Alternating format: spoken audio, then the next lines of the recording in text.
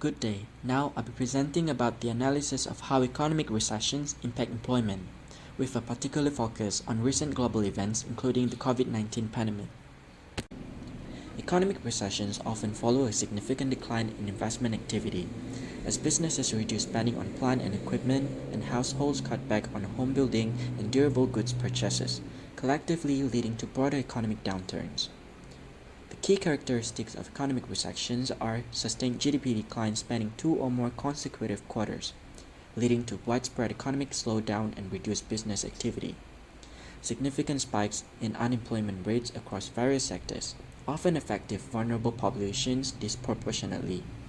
Substantial reduction on consumer spending and business investments, creating a cyclical effect on economic stability. Structural changes in labor markets, including shifts in employment patterns and skill requirements, and long-term implications for wage growth and career progression, particularly for new workforce entrants.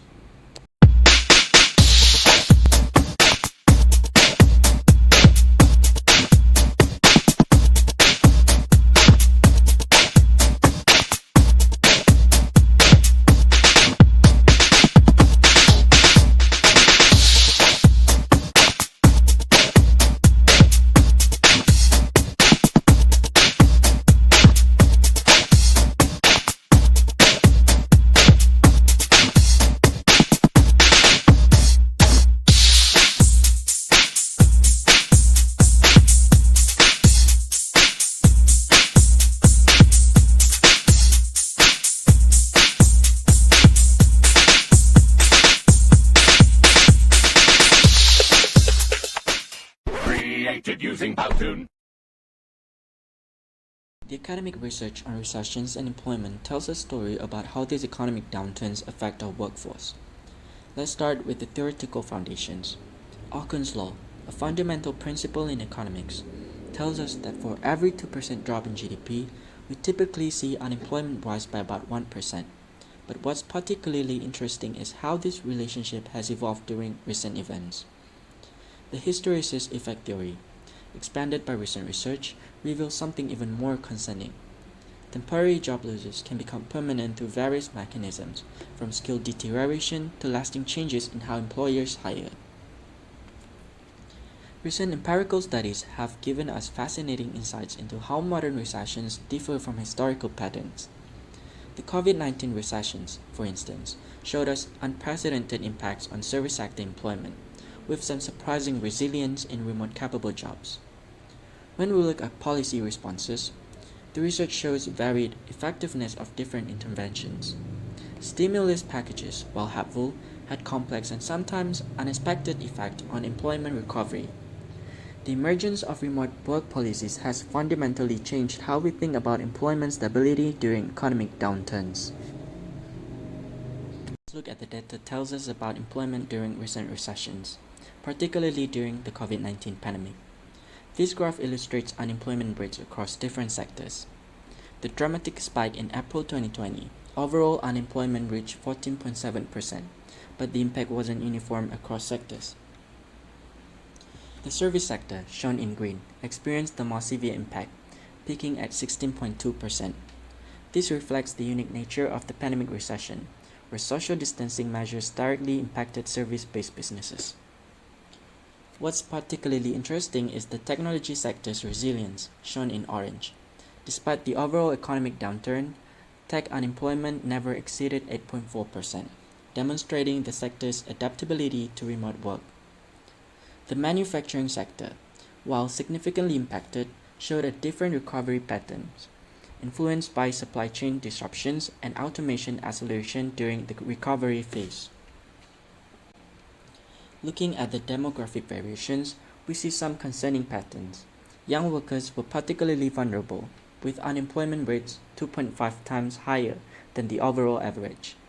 Educational attainment emerged as a crucial factor in employment stability, with higher education correlating strongly with job retention. These findings have important implications of how we think about workforce resilience and policy responses to future economic downturns. Moving to the next slide, which is the case study for United States of America. So the key aspect of the case study, which is unemployment during the COVID-19 pandemics. The trends in April 2020, the unemployment rate peaked at 14.8%, with leisure, hospitality, and retail being the hardest hit industries. Moving to the next point, which is policies, the government responded with measures like CARES Act, which included direct payment, expanded unemployment benefits, and paycheck protection program. Subsequent stimulus, such as American Rescue Plan, extended support. For the outcomes, by December 2020, unemployment dropped to 6.7%, showing short-term recovery. However, challenges persist, including rising public debt, a low recovery for low-income workers, and ongoing inequalities. In summary, while policies mitigated the immediate crisis, the pandemic underscored significant structural issues in the economy.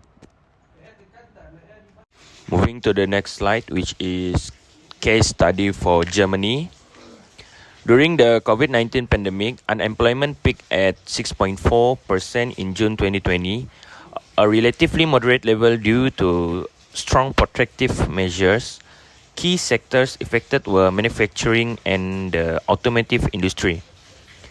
The government Kurzarbeit, which is a short-time work program, played a central role in stabilizing the labor market. By subsidizing wages, it allowed workers to keep their jobs while employers reduced hours. Additional aid packages supported small businesses and self-employed individuals. These interventions successfully mitigated mass unemployment, leading to a quick stabilization of labor market. However, there's been criticism regarding potential long-term labor market distortions due to prolonged reliance on subsidies. For the discussion, we are discussing on key findings and trends from recessions. During the COVID-19 pandemic recession, several significant trends emerged. First, longer recovery for service industries, hospitality, travel, and retail faced prolonged rebounds due to restriction and shifting consumer behavior. Sharp spikes in unemployment were particularly notable in the US during early months. Secondly, rise of the remote work. Remote work adoption surged, with many companies transitioning to hybrid or fully remote model post-recession. This shift drove demand for digital collaboration tools and cloud services. Thirdly, demographic disparities. Women were disproportionately affected due to caregiving roles and overrepresentation in service jobs. Black and Hispanic workers in the US face unemployment rates 50 to 60 higher than white workers. Younger workers experience high unemployment due to a job cuts in entry-level roles. Lastly, changes in workforce behavior. The recession led to increased participation in the gig economy, such as ride-sharing and delivery services. In summary, the pandemic recession reshaped labor markets, highlighting vulnerabilities and driving lasting changes in workforce dynamics. For the next discussion, which is long-term implication, recession have profound effects that extend well beyond their immediate economic downturns. The COVID-19 recession accelerated automation and AI adoption as business sought to reduce labor costs and improve efficiency. Routine jobs in manufacturing, retail, and clerical roles were increasingly replaced by machines and AI-driven systems. For example, companies like Amazon expanded their use of robotics in warehouse post-pandemic.